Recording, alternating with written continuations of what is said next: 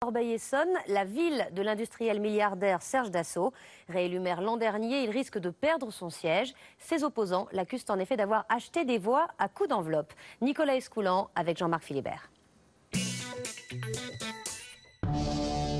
Corbeil-Essonnes, dans la grande banlieue parisienne. Le fief d'un milliardaire réputé intouchable. D'un patron de presse puissant, proche du président de la République.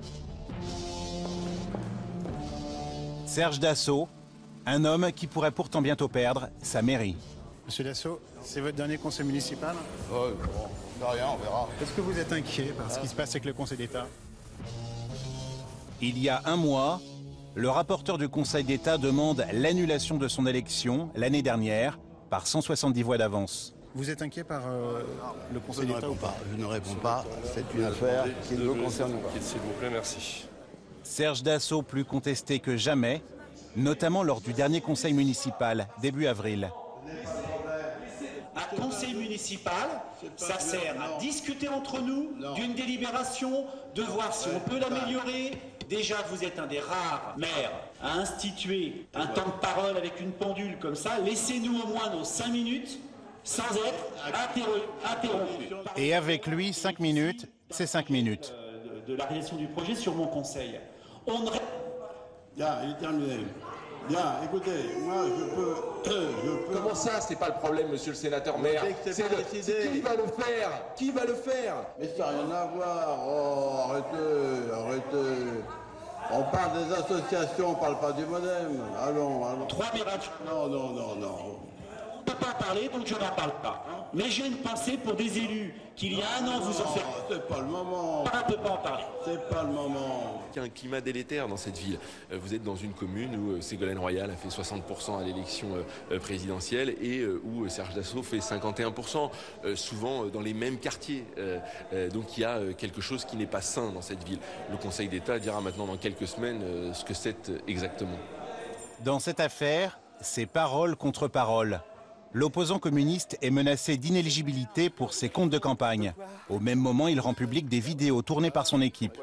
Dans la première, Bruno Piriou évoque ici des enveloppes que donnerait Serge Dassault aux habitants de Corbeil. Hein? Les enveloppes, vous en avez des enveloppes quand même. Bon, vous l'avez dit au conseil municipal que vous étiez généreux. Les gens... Qu'on en ont besoin. Et bon. Et comment vous les aidez? Vous les aidez avec quoi? Et sur le plan humain, pas pour avoir de l'enveloppe. Oui, mais vous leur donnez de l'argent, c'est ça? Très peu. Très peu. Bon, ouais, mais vous savez, on n'a pas la même échelle des valeurs entre nous. L'autre montre le candidat communiste le jour du scrutin. Selon lui, des jeunes proches de l'équipe Dassault tenteraient d'influencer les électeurs aux portes du bureau de vote. Vous vous tenez à carreau? D'accord. Donc ici c'est la République, donc vous laissez les gens tranquillement, d'accord? Je peux vous dire quelque chose? Hein? Ouais, vas-y, ouais. Juste tenir à carreau à quel niveau? Tranquille, on laisse les gens voter tranquillement, à quel d'accord? Non mais à quel niveau? Tout va bien se passer aujourd'hui, d'accord? Ça peut que bien se passer, surtout super. si on gagne ce soir, ça va être super. C'est qui on? Serge Dassault. D'accord. Serge Dassault, ou l'histoire d'une famille française qui a joué un rôle clé sous la Ve République. C'est le fournisseur attitré de l'armée en avions de chasse, du Mirage au Rafale. L'ancien ministre de la Défense, Paul Quillès, est un des rares à bien vouloir parler de l'influence de l'Empire Dassault dans les allées du pouvoir, à commencer par celle de Marcel, le fondateur. Il venait m'expliquer qu'on avait commandé à l'époque un prototype pour développer le Rafale, et il me demandait qu'on en fasse 4. Un prototype, normalement, c'est 1. Il me disait, si vous n'en faites pas 4, je vais être obligé de fermer mon bureau d'études à Saint-Cloud, ça va être une catastrophe, etc. Je suis désolé, monsieur le président, un prototype, c'est 1. Et pour la suite, on verra. À l'époque, ça n'a pas marché. Ensuite, je crois que ça a bien marché. Les Dassault, une famille amie des Chirac et de leur fils, Jacques. C'est la première fois que vous volez sur un avion de ce type? Oui, c'est la première fois. Tout aussi proche de son successeur, Nicolas Sarkozy. Ces derniers temps, pourtant, les affaires ne sont pas bonnes. Le Rafale est régulièrement recalé des appels d'offres. Alors Serge Dassault fait jouer ses réseaux, mais pour sa ville, par exemple quand il demande cet hiver l'aide de Vladimir Poutine pour sauver Altis, une entreprise de Corbeil. Il n'y en a pas beaucoup quand même des maires de communes qui vont voir le Premier ministre russe en direct? Non, il n'y en a pas, encore moi. Il n'y en a pas. Mais il se trouve que j'avais des relations qu'il connaissait. Je peux avoir rendez-vous avec lui.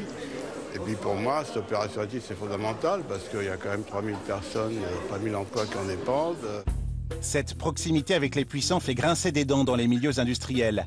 En décembre, Dassault prend discrètement 21% du capital de Thales qui fournit l'électronique du Rafale. Il propose pourtant moins d'argent que son concurrent, EADS. A-t-il bénéficié d'un coup de pouce de l'État? Louis Gallois, le PDG de EADS, Denis Rank, celui de Thales, refusent de répondre. Même les syndicats de l'équipementier sont gênés. C'est un mariage arrangé, clairement. Forcé? Ah, forcé, ça, forcé pour qui? J'en sais rien. Nous, on va... Pour vous, pour Thales? Pour Thales, on va accueillir Dassault. Aujourd'hui, Serge Dassault parle d'accusations mensongères et scandaleuses sur sa campagne municipale. À 84 ans, il attend à présent la décision du Conseil d'État, dans 3 semaines.